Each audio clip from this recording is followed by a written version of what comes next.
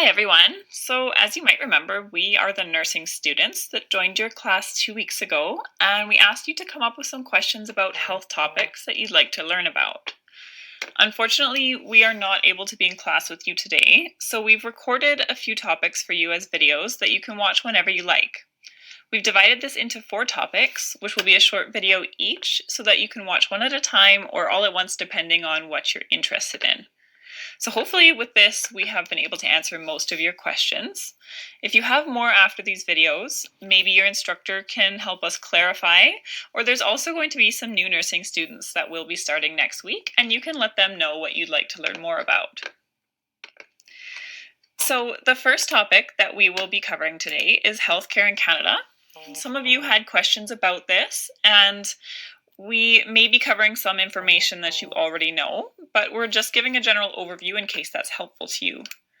So throughout our presentation, we've also included links to websites that will be in blue text, and these will have more information or links to forms that are related to healthcare insurance. And we'll provide your instructor with a copy of these slides so that you can access these links later.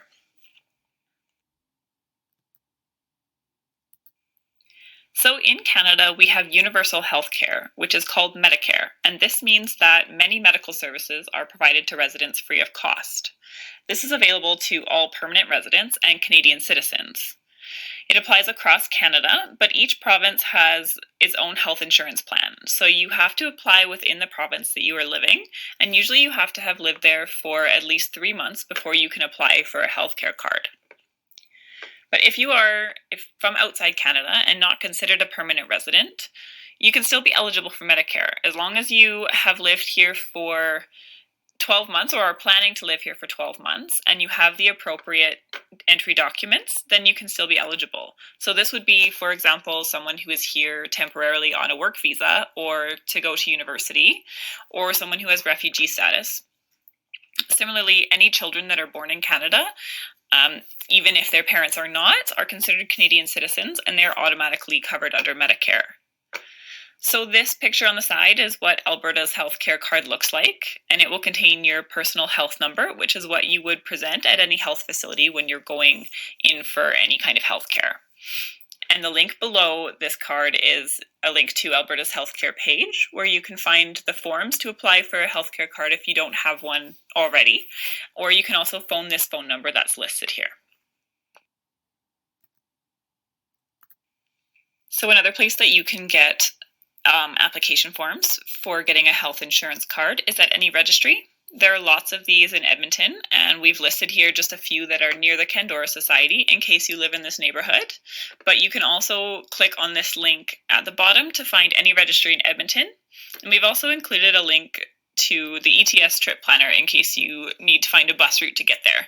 And this slide will be left in as a reference if you'd like to look at any of these addresses. So what kinds of services are covered by Alberta Healthcare?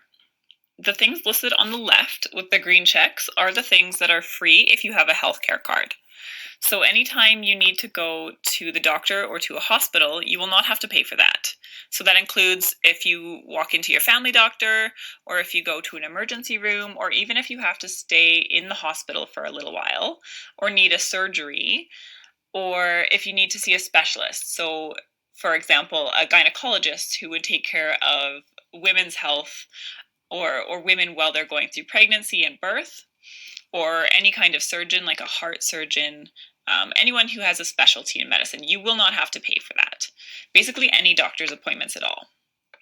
And it also includes any tests you might need, such as an X-ray or an MRI, or if you need to get blood work done. You can go to labs for this, or they might do them in the hospital. Anytime it's covered and paid for. And it also covers many vaccines that are considered necessary for public health. So, for example, each year you can go to any pharmacy and get a flu shot for free. Right now you can also get your COVID-19 shot for free. Or children are always vaccinated or offered vaccines throughout school and when they're little. So these are all free and covered by medical care. Unfortunately, some things are not covered by it, so we do have to pay for these things on the right with the X's. that includes vision care, so if you need an eye exam or you need to get glasses, or any visits to the dentist, or if you have prescription medications, you have to pay for those. Unfortunately, it also includes ambulance services. So if you need to go to the hospital in an ambulance, although once you get there, you won't have to pay, they will send you a bill for the ambulance ride. And it also doesn't include home care. So in some cases, depending on what your doctor decides, you may be eligible for home care, but we don't have home care for seniors, for example, which is unfortunate. So there are ongoing some political movements in Canada to try to change the system so that these things are covered eventually, but right now they are not. However, there are some additional options that you could get what's called extended medical benefits, which would help to pay for the things that basic Medicare does not cover, so like dentists and medications, all the things that I listed in the previous slide. Usually these additional plans will not pay for the whole cost, but will cover a percentage. So it can be up to, say, 90%. So for example, if you went to the dentist for a cleaning, that can sometimes cost around $500, and with an extended healthcare plan, it would cost $50 instead. So they can be very helpful, and they might be available through the government. So for example, in Alberta, we have the adult health benefit or the child health benefit, and these are offered to families that are lower income. Some employers may also offer benefits, particularly if they are part of a union. And if none of those options are available to someone, you can pay into an insurance program such as the Alberta Blue Cross, and this would involve paying a monthly fee to have the costs covered later.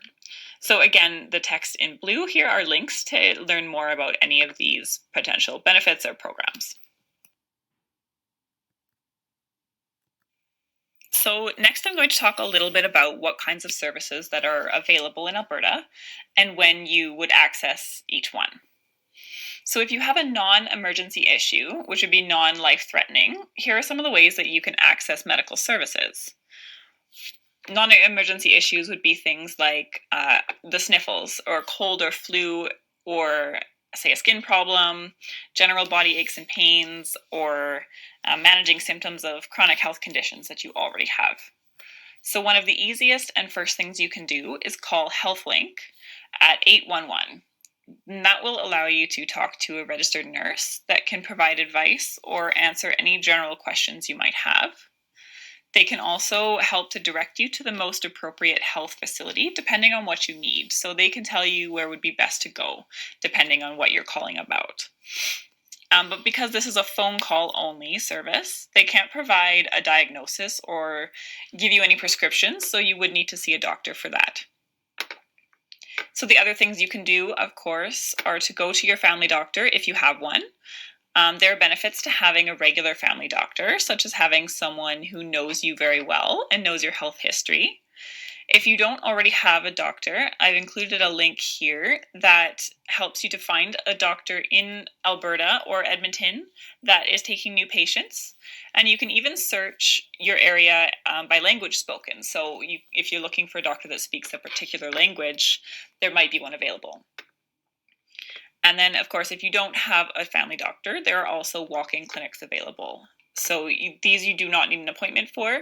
You can just go in and tell them what you're there for, and you can see a doctor there. I would like to note, right now, because of COVID-19, hospital staff is asking that you don't go to the hospital or to a clinic if you're experiencing mild COVID-19 symptoms. So if you have just a runny nose or a fever or a cough or sore throat that is not having severe symptoms, like you're not having any difficulty breathing, just please don't go to those places because you can spread COVID to other people. So the best thing to do if you are having mild COVID symptoms is to call 811, and then they can give you the advice about where to go. So if you do have an emergency medical issue, the two things to do would be to call 911, which will send an ambulance to your house, or to go directly to an emergency room at your nearest hospital. So an emergency would be something that is life-threatening, such as if you're having difficulty breathing, or someone's having a heart attack or a seizure or a severe allergic reaction, any serious wounds or heavy bleeding, broken bones. These things would constitute emergencies. So 911 is the number you would call, and this is the same number that you would call if you needed police or firefighters, so any emergency situation. And when you call that number, an operator will talk to you about what you are experiencing and will stay on the phone with you until paramedics arrive to help. And they will get there very quickly, as I said. So alternatively, if you are well enough to take yourself to an emergency room, you can go directly there. And the nurses at the emergency room will triage you, which means that they will assess you to determine how urgent your health issue is. But please, if you are not well enough, please call 911 because the paramedics will be able to provide care much quicker and will be able to treat you on your way to the hospital as well. So this slide is a graphic that shows the signs of a heart attack, and this would be an example of something that is an emergency. So it's important to be able to recognize the signs in yourself or someone around you, and these are often different in women than in men. So on the slide here, the little guys in blue, this shows the symptoms that are most common in men. And the pink ones or the red ones, those show symptoms that women might also have. So the classic signs would be chest pain that comes on very suddenly and is accompanied by difficulty breathing. And you might also experience some pain in the arms, back, neck, shoulder, or jaw. But additionally, women may also experience sudden dizziness, or instead of chest pain, a heartburn-like feeling, which would be sort of like a heat and a stinging in your chest, or also some cold sweat or sudden nausea. And these things would come in all at once, and they would come on very suddenly. So this might be a medical emergency and is an example of when you should call 911. Another thing that would be a medical emergency would be a stroke. This is when bleeding happens in the brain. So unlike a heart attack, this happens the same way in men and women. And a way to remember the signs of a stroke is by thinking about the word fast. The F stands for face.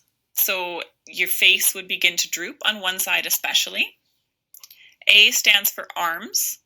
If someone is having a stroke, they will not be able to raise both of their arms, and one will hang limply by their side. Speech is the S. It would be blurred or jumbled, and a person would be difficult to understand all of a sudden. And T stands for time to call 911 right away.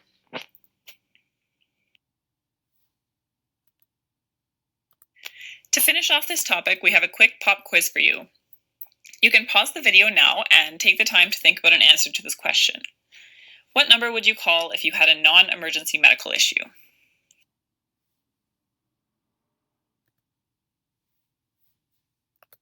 If you guessed 811, you are correct. You would call 811 for non-emergency medical issues. You would only call 911 if it were an emergency.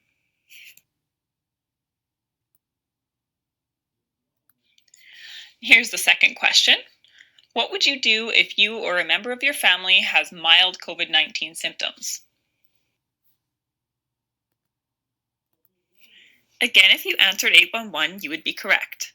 You would call 811 if you have mild COVID symptoms that are non-life-threatening. It's best not to go to the hospital or a clinic right away because you may infect others. However, if you are having severe symptoms, such as difficulty breathing, call 911 or go to the hospital.